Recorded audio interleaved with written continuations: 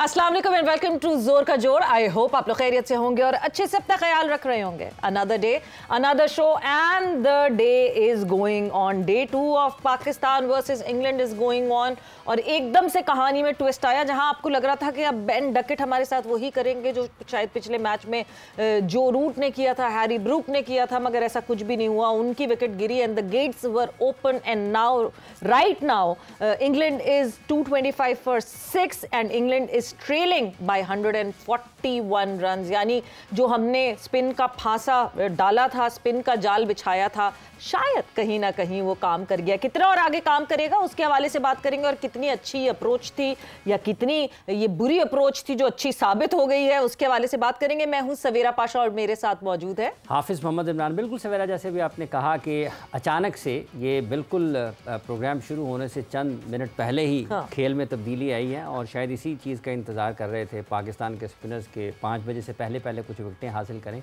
ताकि उनके बारे में कुछ अच्छी गुफ्तगू हो सके। तो ये बेस्ट ऑफ लक, आप ये सिलसिला जारी रखें और जितना अच्छा खेलेंगे उतनी ज़्यादा अच्छी बातें पाकिस्तान के बारे में हो सकेंगी। अब देखना ही है कि आने वाले जो ओवर्स हैं, चूँकि अब बॉल वो स्पिन होना शुरू हो रहा है, जिसके बारे में इस जो पिच जैसा बनाया गया, तो ये जो आखिरी 2-3 आउट हुए हैं ये तो बिल्कुल इसमें नज़र आती है लाइन के ऊपर बॉल की है पाकिस्तान के स्पिनर्स ने। बिल्कुल, और मतलब वो कहते हैं ना, अचानक से अभी हम ऑन ईयर आने ही वाले थे तो हालात बदल गए, जज्बात बदल गए, एहसासात बदल गए एंड चेंज इन ओपिनियन जब भी हो जाता है जब आप देखते हैं कि हाँ जी विकेट के कॉलम में विकेट्स गिरना शुरू हो गई। बिकॉज वक्तन पर वक्तन हमने शान मसूद की प्रेस कॉन्फ्रेंस में सुना 20 विकेटें लेनी है, 20 विकेटें लेनी, मगर हाफिज बातों तक ही रही, वो बात हो नहीं पा रहा था। लेकिन अब देखिए, अब जारी है, अब शायद अब ये उम्मीद नज़र आ रही है कि 20 विकेटें तो उस वक्त लेंगे जब पहली 10 लेंगे। तो पहली 10 लेने की तरफ तो हम बढ़ गए हैं, जो उन्होंने खुद भी कहा था कि 20 तो क्या, हम 10 विकेटें भी नहीं ले पा रहे हैं। तो ये पाकिस्तान अब उस तरफ बढ़ रहा है यहाँ पर इस टेस्ट मैच में सवेरा,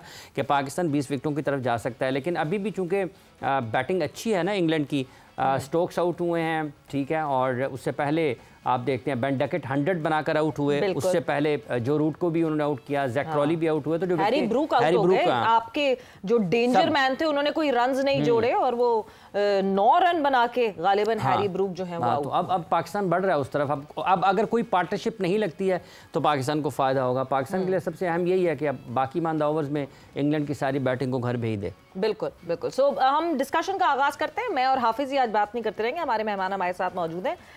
पाकिस्तान के former test cricketer, chief selector Azhar Khan sahab हमारे साथ मौजूद हैं। अस्सलाम वालेकुम and welcome to the show. वालेकुम सलाम, बहुत शुक्रिया सवेरा, आपने इनवाइट किया।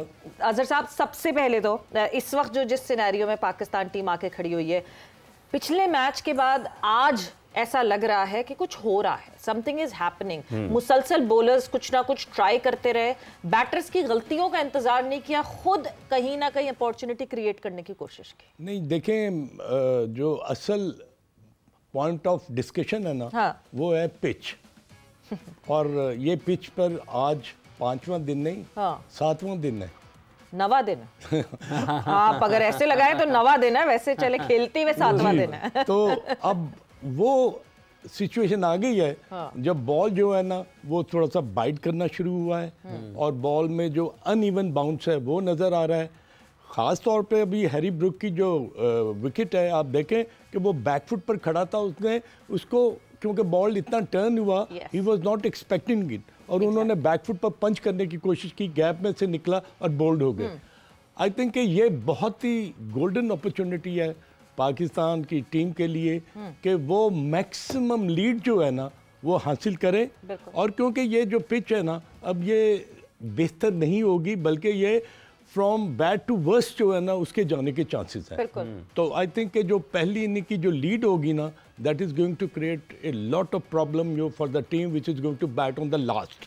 तो ऑब्वियसली पाकिस्तान ने टॉस जीता है, 360 प्लस रन किए हुए हैं, तो उससे अब हमारा जो माइंड सेट है ना और हमारे जो स्पिनर्स हैं उनको रन्स लीक नहीं करने और मैक्सिमम लीड हासिल करनी है। बिल्कुल ठीक है। अच्छा खान साहब, ये जो आपने पिच का जिक्र किया है और आपने लीड का जिक्र किया है, अब पाकिस्तान के लिए सबसे ज़्यादा अहम यही होगा कि इनकी विकेटें जो रन्स ऑन बोर्ड किए हैं सारी की सारी इंग्लैंड उससे पहले आउट करे, कोई पार्टनरशिप ना लगे। अगर लग जाती है, अगर लीड वो ले जाते हैं तो पाकिस्तान के लिए मुश्किल होगा।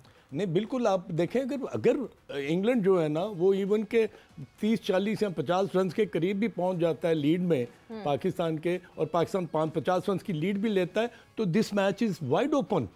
क्योंकि फिर थर्ड इनिंग जो होगी ना उसमें Pakistan has been struggling throughout those two Bangladesh matches. आपने देखे वो पूरी सीरीज में हम सेकंड इनिंग में फ्लॉप किया और हम मैच हार गए, और फिर आखिरी मैच आप देख लें जो कि इंग्लैंड के खिलाफ खेला गया, उसमें भी यही आपको नज़र आया कि जो थर्ड इनिंग थी ना वो बहुत क्रूशल थी, हम क्रम्बल कर गए और इंग्लैंड आराम से इनिंग से मैच जीत गया। तो इसके लिए मैं समझता हूँ कि मैक्सिमम लीड से एक आपके बैटिंग का जो एक तरीकाकार है उसमें कॉन्फिडेंस आएगा, और जब लंबी लीड होती है ना तो उसमें ये होता है कि फिर जो दूसरी टीम है थोड़ी सी डिफेंसिव में चली जाती है, वो आउट करने के बजाय वो कहते हैं कि रन्स को स्क्वीज करें। मगर यही पाकिस्तान के लिए बहुत अच्छा चांस है कि हमारे स्पिनर्स जो है वो बहुत अच्छी बॉलिंग कर रहे हैं, यके बाद दीगरे विकेट्स भी जैसा कि आपने बताया ले रहे हैं। तो आई थिंक कि पाकिस्तान के बॉलर्स को ना according to the requirement of the pitch वैसी बॉलिंग करनी चाहिए। बिल्कुल। अजहर साहब, हमने क्योंकि जिस तरह आपने बांग्लादेश के अगेंस्ट के मैच की बात की, अभी इंग्लैंड के पहले टेस्ट मैच के हवाले से बात की, हमने पहली इनिंग में स्कोर सेट किया, बड़ा अच्छा हमने एक टोटल हमारे सामने आया इनिंग का, और इवेंचुअली हमारे बॉलर्स ने उस तरह रिस्पॉन्ड नहीं किया। आज हमारे बॉलर्स रिस्पॉन्ड करते हुए दिख रहे हैं। क्या हम अभी से मान लें कि we have found back what Pakistan's strength was, या फिर it is too early to say? बड़ा इम्पोर्टेंट क्वेश्चन है आपका, और इस पर अगर आप थोड़ा सा माजी में चले जाएं तो पाकिस्तान की जो क्रिकेटिंग अवेयरनेस है, या आप क्रिकेटिंग इंटेलिजेंस कह लें, या वो चीज़ जो आपको नज़र आती है कि आपका स्ट्रॉन्गर पॉइंट कौन सा था। बिल्कुल। हम पिछले 5-4 टेस्ट मैचेस में हम उस पर बिल्कुल वर्क नहीं कर सके। पहली दफ़ा मेरा ख्याल है, देखिए एक चीज़ है कि क्रिकेट में ना कंडीशंस आपके मुवाफिक हों तो आप उसको यूटिलाइज भी करते हैं। अब पाकिस्तान की टीम के बॉलर्स के लिए 3 स्पिनर्स खिलाना, एक फास्ट बॉलर खेलना, ये बिल्कुल जाहिर सी बात है। ये जो है जिस प्लान से वो गए हैं, ये ऑब्वियसली अगर उस प्लान को आगे सही तरह एग्जीक्यूट कर लेते हैं सक्सेसफुल। देखिए एक जो आपने सवाल किया ना कि पाकिस्तान की स्ट्रेंथ क्या है, हम उस पर जाए नहीं है, तो ये बड़ा एक सवाल उठता है ना। जो पाकिस्तान टीम की मैनेजमेंट थी, ये मैनेजमेंट जिसमें 2 फास्ट बॉलर्स मौजूद हैं, वो फास्ट बॉलर्स अपनी फास्ट बॉलर्स की जो परफॉर्मेंसेज हैं या जो उनका मसाइल है उनको नहीं समझ पाए। एक फास्ट बॉलर सिलेक्शन कमेटी में आया, उसने आते साथ ही फैसला कर लिया नहीं इनको आराम की ज़रूरत है। नहीं देखें, आपने पहला टेस्ट मैच बांग्लादेश के खिलाफ खेला, आपने सारे फास्ट बॉलर खिला दिए, you didn't play with any spinner, specialized spinner. उसका क्या हुआ कि आपके जो बॉलर्स थे ना वो उतनी लंबी बॉलिंग नहीं कर सके, physically they were not fit enough, तो उसका आपको खमियाजा क्या भुगतना पड़ा कि we lost that test against Bangladesh. अब यहाँ पर जो माइंडसेट है ना उसमें एकदम एक चेंज आई है। उस चेंज का क्या फ़ायदा ये हुआ कि अब आपके जो वो बॉलर्स थे जो कि फर्स्ट क्लास क्रिकेट में काफ़ी एक्सपीरियंस रखते थे, आउट भी करते रहे हैं, लंबी क्रिकेट भी खेलते हैं, नुमान अली, अब आप देखें कि अगर उसको वो टेस्ट मैच नहीं खिलाया जिसमें उसकी ज़रूरत थी तो उसका क्या फ़ायदा, इसका नुकसान क्या हुआ कि आपके पास एक जेन्युइन स्पिनर था ना, आपने इब्रार के ऊपर बहुत बैंक किया। जब इब्रार बिल्कुल फेल हो गया था बांग्लादेश के अगेंस्ट, तो हमें वहीं रियलाइज़ करना चाहिए था कि हम उसकी जगह कोई एक अच्छा लेफ्ट आर्म स्पिनर या राइट आर्म लेग स्पिनर या ऑफ स्पिनर हम खिलाते, but we didn't do that, we kept him playing with Ibrar. तो मेरे अपने ख्याल में जो अभी हाफिज साहब ने बात की है ना कि वो हमारा माइंडसेट जो है ना उसको हमने चेंज किया। Instead of going with the 4 fast bowler or 3 fast bowler, we went with 3 spinners, specialized spinners, और उसका आपको फ़ायदा ये हुआ कि इंग्लैंड की टीम इस पर स्ट्रगल करती नज़र आ रही है। इंग्लैंड की टीम स्ट्रगल करती हुई नज़र आ रही है, लेकिन खान साहब बड़े गुस्से में गए हैं बाहर बेन स्टोक्स भी, आउट नहीं होना चाह रहे थे। इसका मतलब ये हालांकि बॉल जब ये उनको पता है कि कंडीशंस थोड़ा बेहतर हैं स्पिन बॉलर्स के लिए, लेकिन उसके बावजूद विकेट गंवाकर उनको को इतना ही नहीं, पिच के ऊपर नहीं डाला। इसका मतलब ये जैसे जिस तरह का उन्होंने रद्द अमल दिया बाहर जाते हुए। हफ्सा पता क्या बात है, ये मेरा ख्याल है कि Ben Stokes after long lay off आ रहे हैं, उनको ना अपनी बैटिंग पर बहुत ज़्यादा एतमाद होता है। He only bowled 5 overs in this match up till now. अब मुझे ये महसूस होता है कि Ben Stokes is a very very good striker of cricket ball, मगर जिस तरह की कंडीशन है ना, जब तक आप इस पिच पर वक्त नहीं गुजारेंगे, आप बॉल के स्पिन को, उसके बाउंस को और उसका जो भी वेरिएशन है उसको जब तक आप नहीं देखेंगे, आपके लिए रन्स करना एकदम बहुत मुश्किल होता है। आप जो रूट की इनिंग देखें तो जो रूट हमें उस क्लास में नज़र नहीं आया जिस क्लास के वो हमने उन्हें हमेशा देखा है। तो वो इनिंग जो उनकी पहले टेस्ट मैच में मुल्तान में थी और अब की इनिंग में ना वो रन्स नहीं कर सके, वो फ्लेयर हमें उन्हें नज़र नहीं आ रहा। दैट इज़ ओनली बिकॉज के पिच जो थी ना वो कंड्यूसिव नहीं थी स्ट्रोक मेकिंग के लिए। और बेन डकेट ने जो 100 किया है ना हाफिज साहब, आई थिंक ये उनकी बेस्ट इनिंग होगी अंडर द सर्कमस्टांसेस, बिल्कुल इन दीज कंडीशंस, और सवेरा उनका जो सबसे अच्छी जो मुझे चीज़ नज़र आई ना उनकी इनिंग को अगर आप देखें तो उसमें उन्होंने कन्वेंशनल स्ट्रोक्स नहीं खेले, अनकन्वेंशनल स्ट्रोक्स खेले हैं। रिवर्स स्वीप खेली है, स्विच हिटिंग की है, उन्होंने स्पिनर्स को ना हावी नहीं होने दिया। उन्होंने हर तरीके से हैंडल करने की कोशिश की। मतलब अगर आप बेन डकेट की इनिंग आप पूरी एनालाइज करें तो अगर बॉल नीचे बैठ रहा है तो वो बिल्कुल, जब हम एक क्रूड लैंग्वेज में कहते हैं ना झाड़ू मार देना, जी हाँ, वो बिल्कुल वो उस तरह का शॉट, वो ही मेड श्योर कि किसी ना किसी तरह मैं रन स्कोर करने, मैंने चाहे जिस तरह भी करूं। आप वो जो स्वीप मार रहे हैं, आप देखें वो 2 या 3 डिफरेंट किस्म की स्वीप्स खेली हैं। एक उन्होंने मिड विकेट के ऊपर से भी खेला है, स्क्वायर लेग के ऊपर से भी खेला, एक ऊपर से नीचे लेके आए हैं, और एक बिल्कुल कारपेट शॉट जो होता है ना वो उन्होंने खेली है। तो इसका ये मतलब है कि उनको बॉल की लेंथ का, बॉल की स्पिन का और बॉल के बाउंस का बहुत अच्छी तरह अंदाजा था कि मैंने इन स्पिनर्स को किस तरह इनके ऊपर हावी होना है, and that's what he has done in his inning. तो खान साहब, बेन डकेट की इनिंग्स को देखते, जो रूट और जो नाकामी हुई आज इंग्लैंड के लिए बड़ी, वो ये थी कि जो रूट ने भी रन्स नहीं किए लंबे और हैरी ब्रूक भी जल्दी चले गए, तो ज़्यादा रन्स बना लिए पहले टेस्ट मैच में। ये इस तरह से भी कुछ चल सकती है चीज़, लॉ ऑफ एवरेजेस। ये बैटर का ना माइंड सेट होता है। माइंड सेट क्या होता है कि जब आपने एक बहुत अच्छी इनिंग, बहुत लंबी इनिंग खेली हो ना, तो एक तो आप थोड़ा सा ओवर कॉन्फिडेंस होते हैं, और सेकेंडली ना वो कहते हैं ना लॉ ऑफ एवरेज। तो लॉ ऑफ एवरेजेस जो है वो कहती है कि भाई अब आपको अगर रन्स करने हैं ना, हालांकि बेन डकेट ने इसको गलत प्रूफ किया है, उसने पहले मैच में भी 82 रन्स किए थे, अब उन्होंने 100 किया है। मगर ये है कि वो जो कंसंट्रेशन लेवल, वो खेलने का अंदाज, वो पिच जिस पर पहले टेस्ट मैच में आपके दोनों खिलाड़ियों ने, हैरी ब्रूक ने और जो रूट ने कितनी लंबी पार्टनरशिप की, तो उससे ये जाहिर होता है कि अब ना वो थोड़ा सा मेंटली ना वो स्लगिश हो गए थे। पिच में बॉल बाइट कर रहा था, उनको वो स्ट्रोक्स नहीं मिल रहे थे जिसके वो आदी थे। तो आई थिंक ये credit must be given to the Pakistani bowlers. But Azhar sahab, कल का भी हमने दिन देखा, आज भी हम अभी देख रहे हैं, आखिरी लम्हात बचे डे 2 के, डे 2 एंड होने वाला है।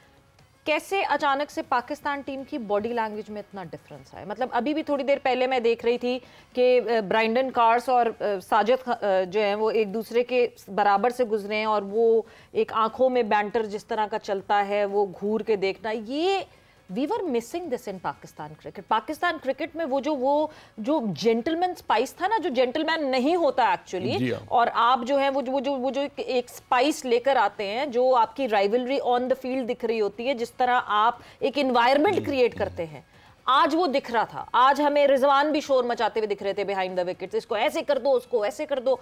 सन्नाटा नहीं था, वरना पिछले टेस्ट मैच में तो इतना सन्नाटा था कि स्पेक्टेटर्स सो रहे थे। क्या डिफरेंट हुआ जो ये इस वक्त जो है हमें बॉडी लैंग्वेज दिख रही है पाकिस्तान? आई थिंक टॉस जीतना बड़ा वाइटल था। टॉस जीतने के बाद ना एक चीज़ बिल्कुल अया हो गई कि अब अगर आप 300 प्लस रन्स करेंगे इस पिच पर, तो that is going to give you the benefit. अब आप देखें बॉडी लैंग्वेज की जो आपने बात की ना, बड़ी इंपॉर्टेंट बात की है, इसलिए कि लास्ट टाइम आप देखें कि जो पहला टेस्ट मैच था उसमें तो हमें पाकिस्तान की टीम इतनी बेबस नजर आई, और वो मजबूरी की हालत में वहाँ पर ना वो फील्डिंग कर रहे थे कि या खुदा कब ये डिक्लेयर करें और हम बाहर जाएं। तो मगर अब क्या हुआ कि यके बाद दीगरे जब आपको विकेट्स मिलती है ना, तो आपका जो कॉन्फिडेंस लेवल है वो बढ़ जाता है। अब 11 के 11 लड़के जो है ना वो शोर मचा रहे हैं, वो अपने बॉलर्स को बकअप कर रहे हैं, एक बॉडी लैंग्वेज में आप स्पार्क नजर आता है। हाँ। तो आई थिंक कि ये बहुत इंपॉर्टेंट होता है कि जब ये कैसे आया कैसे, क्यों तब्दीली कैसे आई? ये देखे ना आपने, एक टेस्ट से दूसरे टेस्ट के सफर में ऐसे क्या हो गया? नहीं, विकेट आपने ली, यके बाद दीगरे, अगर आप विकेट ना लेते, यही बेन डकेट और रूट की एक लंबी पार्टनरशिप हो जाती, तो फिर यही आपके सर गिर जाने थे। That is the difference between a good team and a average team. Average team जो है ना, वो सिचुएशन को जब देखती है तो उसके लिहाज से वो क्रिकेट खेलती है। बड़ी टीम जो ये नहीं हो सकता कि जो नए आए हैं टीम में, कामरान गुलाम आए, साजिद, नए से मुराद ये है कि जिनको मौका मिला है, ठीक है, कामरान गुलाम, साजिद खान और ये नुमान आ गए, हाँ। कि ये ज़्यादा भूख है जी, मैंने मौका मिला, मैंने ज़ाया नहीं करना। नहीं, बिल्कुल आपने ठीक कहा है। अब कामरान गुलाम जो है, पिछले कितनी सीरीज में वो टीम के साथ थे, मगर उनको मौका नहीं मिल रहा था, और जब मौका मिला तो उन्होंने अपने डेब्यू पर 100 किया। तो ये that is a very very important thing for any cricketer. हाँ। जब भी वो पहला टेस्ट मैच खेलता है तो वो बटरफ्लाइज तो उसके होते हैं उसके बदन में, मगर वो अगर उस सिचुएशन को वो कैश कर ले और रन्स करे, और अपना जिस तरह लंबी इनिंग खेली है, कामरान गुलाम ने 100 किया है, तो ये तो मेरे ख्याल हाफिज साहब ये 11वां या 12वां प्लेयर होगा जिसने पाकिस्तान 13th प्लेयर है जिन्होंने डेब्यू पे 100 किया। खैर, हम इस हवाले से भी बात करेंगे डेब्यू पे 100 करने वाले और कौन कौन खिलाड़ी थे पाकिस्तान क्रिकेट में और उनका फिर आगे फ्यूचर कैसा रहा। मगर जिस तरह आपने कामरान गुलाम की बात की है, फ्रस्ट्रेशन ऑफ बेन स्टोक्स आपको कल दिखी बॉलिंग में भी, जब वो कामरान गुलाम को out, he was trying his level best, but वो किसी तरह पकड़ नहीं पा रहे थे। उसके हवाले से बात करेंगे। अभी जाएंगे एक ब्रेक पर, और ब्रेक से जब वापस आएंगे तो लिस्ट भी देखेंगे उन प्लेयर्स की जिन्होंने डेब्यू पे पाकिस्तान के लिए 100 रन्स बनाए, 100 टेस्ट रन्स बनाए। After the short break.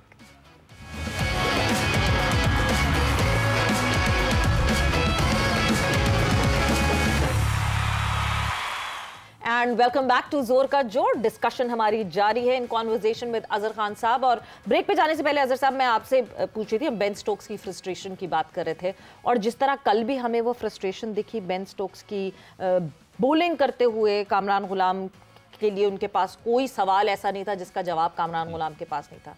एक चीज़ तो तय है, कामरान गुलाम की सेंचुरी से कल एटलीस्ट जितने फॉर्मर क्रिकेटर्स ये कहते थे कि पाकिस्तान के पास टैलेंट ही नहीं है, क्या करें, वो सब हवा हो गई बात।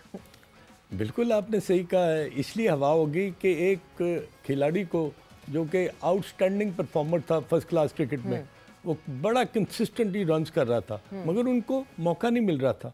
अब जब मौका मिला ना, तो उन्होंने ये प्रूव किया कि अगर आप बैंक करेंगे, आपका कॉन्फिडेंस लेवल जो है वो हम पर अगर होगा, तो हम वैसी ही परफॉर्मेंस देंगे जैसी कि डिज़र्व की जाती है एट दैट लेवल। अब अगर उन्होंने सेंचुरी की है और डेब्यू पर सेंचुरी की है, तो ये the credit must be given to the lad कि कामरान गुलाम ने इस चीज़ को प्रूव कर दिया कि देखें, जो बंदा फर्स्ट क्लास क्रिकेट में रेगुलर खेलता है, परफॉर्म करता है, नंबर ऑफ मैचेस उसके काफ़ी होते हैं, उसमें एबिलिटी होती है कि ऑक्यूपेशन ऑफ क्रीज मैंने किस तरह करनी है, मैंने अगेंस्ट सेशन टू सेशन कैसे खेलना है, तो ये चीज उसने प्रूव कर दी। नॉट जस्ट दिस, उसने ये भी प्रूव कर दिया कि वो मेंटली कितना स्ट्रांग है। The kind of stress that he was around, fans का प्रेशर, फॉर्मर क्रिकेटर्स का प्रेशर, बाबर आजम के शूज फिल करने का प्रेशर, ये कम था कोई? देखिए, बाबर आजम का एक चीज़ इजाफा कर लें कि पाकिस्तान के साबिक चेयरमैन क्रिकेट बोर्ड के और साबिक कप्तान, उन्होंने ये कहा कि शायद पाकिस्तान की क्रिकेट टीम में, पाकिस्तान की क्रिकेट में बाबर आजम के अलावा कोई ऐसा नहीं है कि जिसको देखकर स्पॉन्सर आ जाए। अगर टीम जीतना शुरू कर दे यही, तो फिर भी स्पॉन्सर्स नहीं आएंगे। नहीं हाफिज साहब, बड़ी एक ऐसी हैरान कुन बात जो मेरे लिए है वो ये है, कभी भी कोई खिलाड़ी को ना आप रेस्ट नहीं करवाते। I don't believe in this के जी सवेरा को या हाफिज साहब को हमने रेस्ट करवाया है because they have played too many matches और too much of cricket. No Hafiz साहब, that is not on, I don't take it. और ये इसलिए कि मैंने बहुत कम क्रिकेट खेली है, मगर जब भी कोई टेस्ट मैच से ड्रॉप होता है वो रेस्ट की वजह से ड्रॉप नहीं होता, that is because of his performance. And why don't you take it in such a way कि जी Babar Azam has been dropped because of his performance, not कि जो उसको रेस्ट की जरूरत थी वो बाहर जाए। नहीं तो अजहर महमूद साहब डरते हैं बाबर आजम से, क्यों उन्होंने फिर प्रेस कॉन्फ्रेंस में आके ये कहा कि हम रेस्ट दे रहे हैं बाबर को? तो बिल्कुल आपने ठीक कहा, ये नहीं है, ऐसी बात नहीं होनी चाहिए। सब पहले उन्होंने कहा कि ड्रॉप कर रहे हैं, फिर नहीं हम उनको rest. One has the courage to accept it कि नहीं जी वो पिछली 18 इनिंग्स में उसने कुछ नहीं किया, वो हम उसको ड्रॉप कर रहे हैं। क्लार्क ने तो पॉन्टिंग को ड्रॉप करके कह दिया था कि वो इस लीग से ताल्लुक ही नहीं रखते हैं। तो पॉन्टिंग, मैं यही बात आपसे करने वाला हूँ कि एक मौके पर जहीर अब्बास साहब को और हारून रशीद साहब को ड्रॉप कर दिया था। यस। और मैं आपको बताऊं उसी वजह से वैसे जहीर अब्बास साहब ने भी कहा था कि ड्रॉप कर दें। मैं यही बात कर रहा हूँ, ये नहीं कहा था उनको कि उनको रेस्ट दिलवा रहे हैं। तो आई थिंक के selection committee and the team management has this courage to accept it कि हमने बाबर आजम को ड्रॉप किया। He was not up to the mark. He was not scoring runs. Let somebody come in. लेकिन former chairman तो कह रहे हैं कि उसके अलावा है ही कोई नहीं। नहीं हाफिज साहब, ये क्रिकेट में कभी भी नहीं हुआ कि कोई नहीं है। ये अभी आपने 13 खिलाड़ियों के जो नाम लेने हैं और जो बताना है कि उन्होंने डेब्यू पर 100 किया है, तो कामरान गुलाम किस नंबर पर खेला है? 4 पे कौन आता है? बाबर आजम। तो उसकी जगह वो खेला, उसने 100 किया। अब 100 से क्या हुआ कि पाकिस्तान की जो बैटिंग की कंसोलिडेशन थी वो कहां पर चली गई कि यू स्कोर 366 रन। आपका लोअर मिडिल ऑर्डर जो है उसने परफॉर्म किया है। बिल्कुल। And not just that, domestic में जितने लड़के खेल रहे हैं, परफॉर्म कर रहे हैं, उनके लिए एक उम्मीद की किरण जागी कि हाँ हमारा भी नंबर आ सकता है। बिकॉज हम पास्ट में शॉर्टर फॉर्मेट में भी ये देखते गए कि जी ओपनिंग हमारी सेटल है, बाबर रिजवान खेल रहे हैं, सारे ओपनर्स नीचे आके खेलना शुरू करो तो मौका मिलेगा वरना नहीं मिलेगा। ये मैसेज गया Pakistan which was not on. मगर आप जो बात कर रहे हैं, जो लिस्ट है हमारे पास, जरा उस पे भी नजर डालते हैं। पाकिस्तान क्रिकेट के लिए डेब्यू टेस्ट 100 किस किस प्लेयर्स की हुई? कामरान गुलाम बिकम्स द 13th प्लेयर। कहां वो प्लेयर्स, कहां किस स्टेचर पे उन्होंने फिर एंड किया अपने करियर को, वो सारी चीजें एक पैकेज देखते हैं और उसके बाद आके डिस्कस करेंगे। वैसे तो बहुत से खिलाड़ी क्रिकेट में अपना डेब्यू करते हैं, मगर चंद ही होते हैं जो अपने डेब्यू को यादगार बना पाते हैं। इसी तरह right hand style batter Kamran Ghulam को इंग्लैंड के खिलाफ टेस्ट मैच में मौका मिला और इन्होंने अपने पहले मैच में ही सेंचुरी बनाकर सबका दिल खुश कर दिया। यूं कामरान गुलाम पाकिस्तान की जानिब से 13वें खिलाड़ी बन गए जिन्होंने अपने डेब्यू टेस्ट मैच में सेंचुरी बनाई। सबसे पहले पाकिस्तानी बल्लेबाज खालिद इबादुल्लाह को ये एजाज हासिल हुआ। खालिद इबादुल्लाह ने कराची में 1964 में ऑस्ट्रेलिया के खिलाफ 166 रन बनाए थे। इसके बाद जावेद मियादाद ने न्यूजीलैंड के खिलाफ अपने पहले टेस्ट मैच में लाहौर में 1976 में 163 रन की इनिंग खेली। सलीम मलिक ने 1982 में कराची में श्रीलंका के खिलाफ पूरे 100 रन बनाए। मोहम्मद वसीम चौथे खिलाड़ी बने जिन्होंने अपने डेब्यू मैच में न्यूजीलैंड के खिलाफ 1996 में सेंचुरी बनाकर 109 रन की इनिंग खेली। अजहर महमूद ने साउथ अफ्रीका के खिलाफ रावलपिंडी में 1997 में 128 रन बनाए। अली नकवी ने भी साउथ अफ्रीका के खिलाफ 1997 में रावलपिंडी में 115 रन अपने डेब्यू मैच में बनाए। श्रीलंका के खिलाफ अपने पहले टेस्ट मैच में रावलपिंडी स्टेडियम में यूनुस खान ने 107 रन की शानदार इनिंग खेली। तौफीक उमर ने 2001 में मुल्तान के ग्राउंड में बांग्लादेश के खिलाफ 104 रन बनाए। यासिर हमीद ने 2003 में कराची ग्राउंड में बांग्लादेश के खिलाफ 170 और फिर 105 रन की इनिंग खेली। फवाद आलम ने अपने डेब्यू मैच में 168 रन श्रीलंका के खिलाफ 2009 में कोलंबो में बनाए। उमर अकमल ने 2009 में न्यूजीलैंड के खिलाफ 129 रन बनाए। आबिद अली ने 2019 में श्रीलंका के खिलाफ रावलपिंडी में 109 रन की इनिंग खेली। पाकिस्तान की जानिब से टेस्ट डेब्यू पर अब तक दोनों इनिंग्स में सिर्फ एक खिलाड़ी ने सेंचुरी स्कोर की है। यासिर हमीद ने ये एजाज 2003 में हासिल किया था। हमीद के पास पाकिस्तान की जानिब से टेस्ट डेब्यू पर सबसे ज्यादा स्कोर करने वाले खिलाड़ी का एजाज भी हासिल है और कामरान गुलाम को ये एजाज अपने नाम हासिल करने के लिए पाकिस्तान की दूसरी इनिंग्स में 170 रन बनाने होंगे। बिल्कुल जी, सो मेनी नेम्स हाफिज, इतने सारे नाम। मगर अजहर साहब, सवाल तो अब ये पैदा होता है कि कामरान गुलाम जो हैं वो जावेद मियादाद के रास्ते पे चलेंगे, अजहर महमूद, यूनुस खान इनके रास्ते पे चलेंगे, या फिर वो कहीं खो जाएंगे बीच में। हम अली नकवी साहब जो कि अब डिफरेंट एक पोस्ट पे आपको दिखते हैं मगर क्रिकेट में इस तरह आगे नहीं वो बढ़ सके। सलीम मलिक साहब का मसला कुछ और था। अजहर महमूद साहब भी फ्लरिश किए। मोहम्मद वसीम क्रिकेट में उस तरह नहीं चल सके। यासिर हमीद, हाँ, जिन्होंने ईच इनिंग 100 दोनों इनिंग में 100 किया, बट करियर ऐसा उनका भी फ्लरिश लॉन्ग करियर नहीं हुआ। अब तो सवाल ये पैदा होता है कामरान गुलाम किस तरफ बैठेंगे आगे?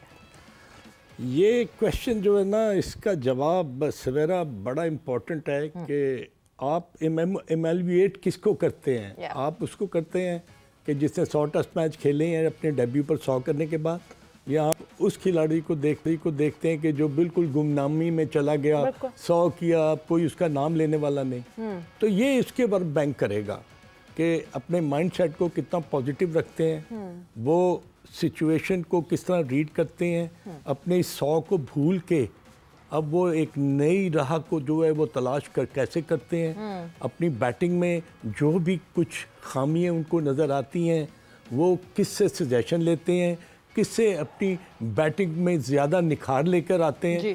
तो आई थिंक कि this the time will tell कि अब देखें, अगर वो नंबर 4 पर बैटिंग करते हैं और उन्होंने 4 पर अपनी डेब्यू पर 100 किया है, तो इसका ये मतलब नहीं होगा कि एक कोई प्लेयर बाहर से आए और वो सीधा नंबर 4 पर उनकी जगह ले। अब जब तक इनका फेलियर नहीं होता, अब कामरान गुलाम का जब तक फेलियर नहीं होता, please keep him in the team, make him play at number 4।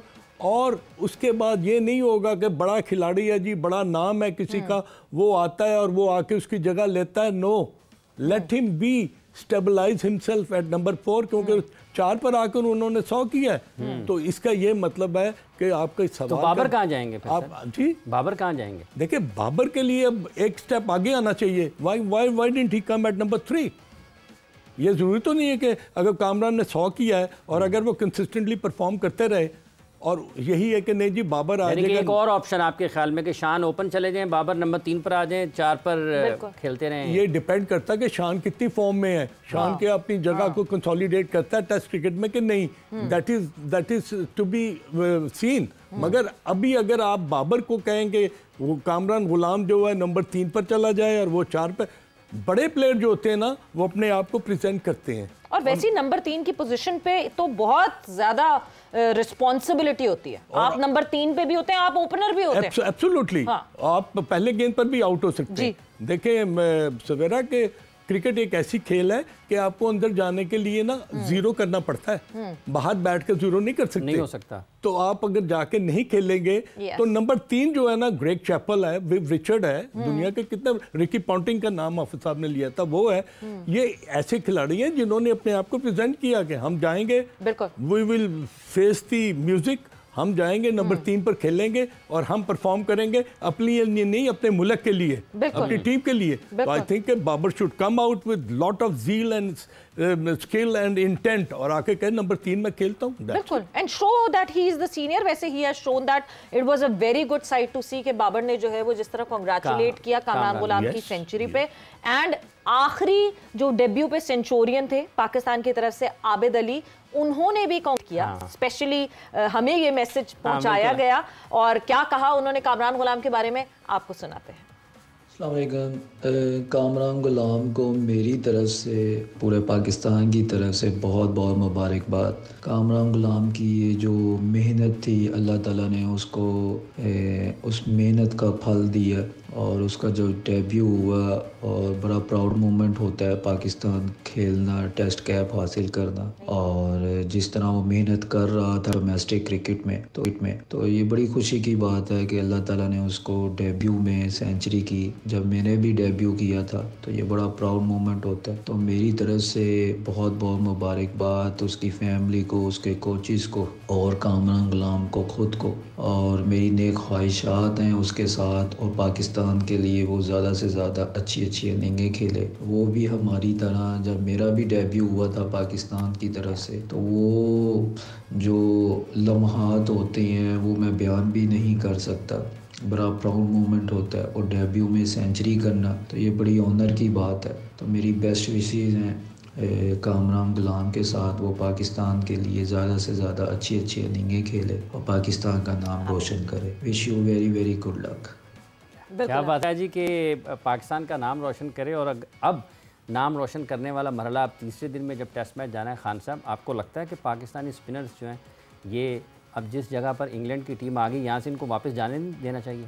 बिल्कुल आपने सही कहा, 127 रन का अभी तक जो है ना वो गैप मौजूद है, और मुझे ये डेफिसिट जो है ना ये अब 50 या 60 रन तक नहीं होना चाहिए। ये ज़रा लंबी पाकिस्तान को लीड जो है ना वो हासिल करनी है, क्योंकि मेक इट श्योर के जो थर्ड इनिंग होगी ना उसमें फिर आपने परफॉर्म करना है, और परफॉर्म करके आपने प्रेशर जो है ना वो डाइवर्ट करना है इंग्लैंड पर, और वो आसान नहीं होगी, बिल्कुल वो बहुत मुश्किल होगी, बिकॉज ये कंडीशंस और मुश्किल हो जाएंगी। बट अजहर साहब बहुत बहुत शुक्रिया, thanks a lot for your time. So the word from day 2 is के Pakistan is trailing by, England is trailing by 127 runs to 39 for 6 England right now. और वक्त खत्म हो गया जोर का जोड़ का। सवेरा पाशा और हाफिज इमरान को इजाजत दीजिए, अपना बहुत ख्याल रखिएगा, टेक केयर, बाय बाय, अल्लाह हाफिज।